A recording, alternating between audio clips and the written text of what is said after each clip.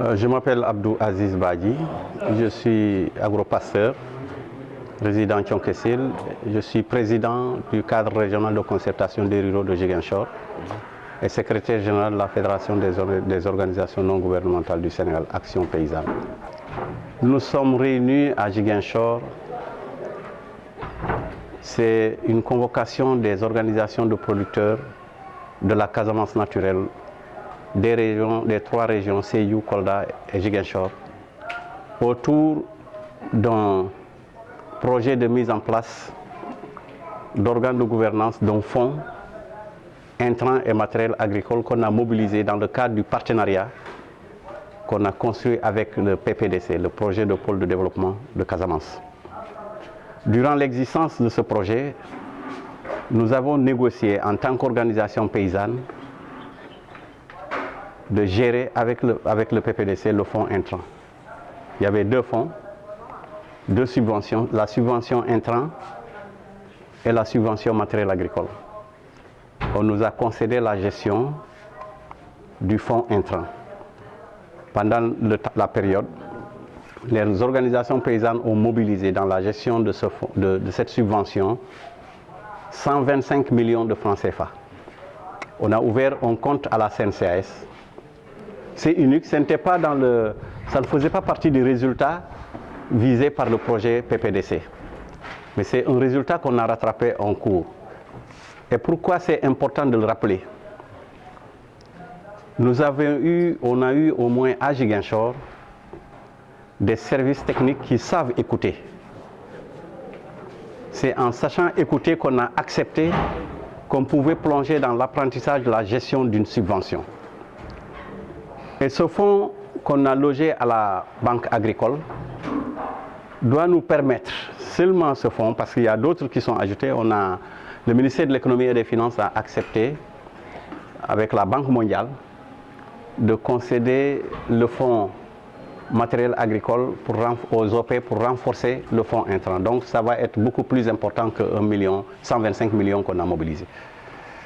Et ça peut nous permettre déjà, les 125 millions, de lever plus de 1,250 milliard de francs CFA pour que les organisations paysannes progressivement participent à sortir l'État du Sénégal d'une fonction qui n'est pas la tienne, faire le commerce des intrants pour les producteurs. Et cette mobilisation va permettre aux organisations paysannes de la région de Ziguinchor de faire des levées de fonds au niveau de la banque, de faire commande des intrants à temps et de les mettre à la disposition des producteurs. Et on va suivre. C'est important pourquoi?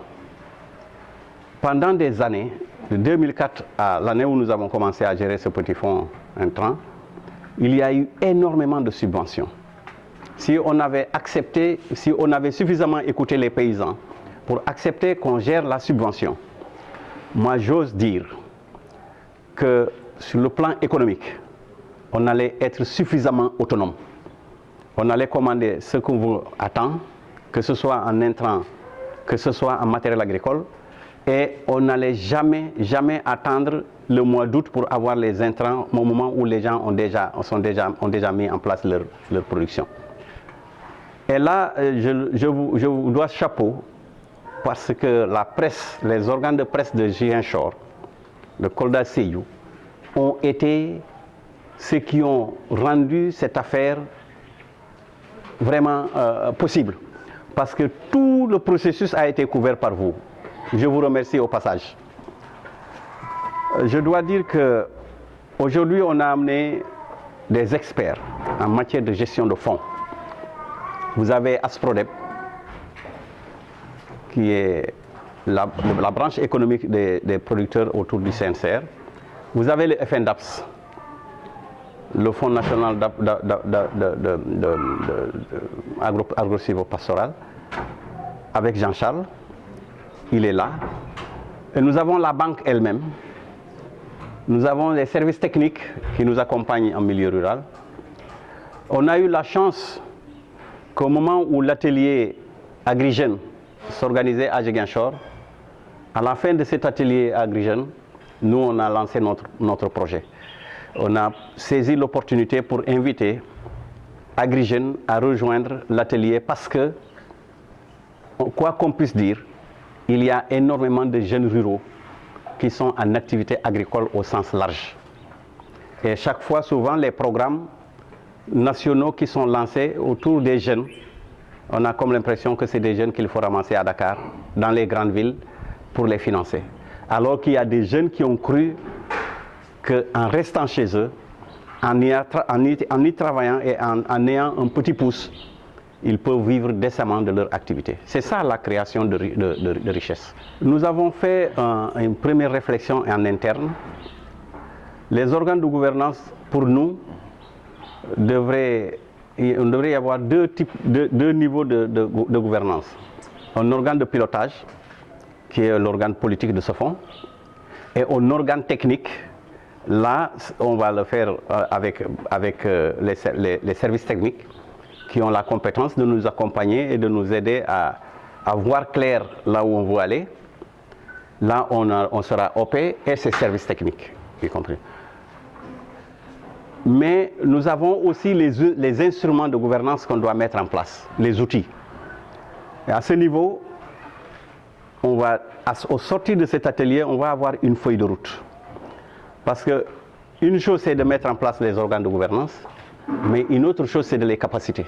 De capaciter les hommes qui sont dans ces organes de gouvernance. Quand on nomme un responsable ou des responsables pour gouverner de façon transparente un fonds, si on ne les capacite pas, ils ne sauront pas qu'est-ce qu'une ligne de crédit. Qu'est-ce qu'il y a, quels sont les enjeux, qu'est-ce qu'il faut éviter. Et ça va nécessiter un accompagnement. Les acteurs propriétaires de ce fonds, qui sont les organisations paysannes de la région de Casamance, naturelle, il fallait qu'on aille en profondeur pour leur expliquer le travail qu'ils ont mobilisé pendant ces périodes pour que chacun sache que ce fonds-là, c'est ça, ses prérogatives. Donc, on va avoir les prérogatives du comité de pilotage, on va avoir à redimensionner un peu les prérogatives du comité technique. Donc, une feuille de route va être élaborée pendant les 2 jours-là, durant les 2 jours en fin d'atelier, qui va nous permettre de nous redéployer, de nous capaciter et de comprendre qu'est-ce que nous avons mis en place, parce que ce fonds-là, il est unique. C'est la première fois que des organisations paysannes s'engagent à réaliser un fonds. C'est pourquoi nos organisations du niveau national comme CNCR, comme la FONS, ont soutenu financièrement et techniquement l'organisation de cet atelier. Et ils sont engagés à accompagner le processus de socialisation de ce fonds, y compris le FNDAPS. Et c'est pourquoi c'est intéressant que les structures comme ANCAR, comme les services de l'élevage, comme les autres services, soient à l'atelier, y compris la DRDR qui représente le ministère de l'Agriculture. Donc pour nous, en mobilisant toute cette expertise locale, on va minimiser les erreurs. Ce qu'on va produire à partir de cet atelier va nous permettre de minimiser des erreurs qui puissent embûcher le chemin et nous permettre de réussir ce qu'on n'avait jamais pensé au niveau des organisations paysannes. L'écoute a été la force des services qui nous ont accompagnés. Youssou a su écouter les paysans. Youssou a su faire attention à la demande des paysans. C'est pour vous dire que vous tous vous étiez là quand le PPDC a été lancé. Les organisations paysannes n'étaient pas dans le comité de pilotage. Mais quand on s'est parlé, il a cru.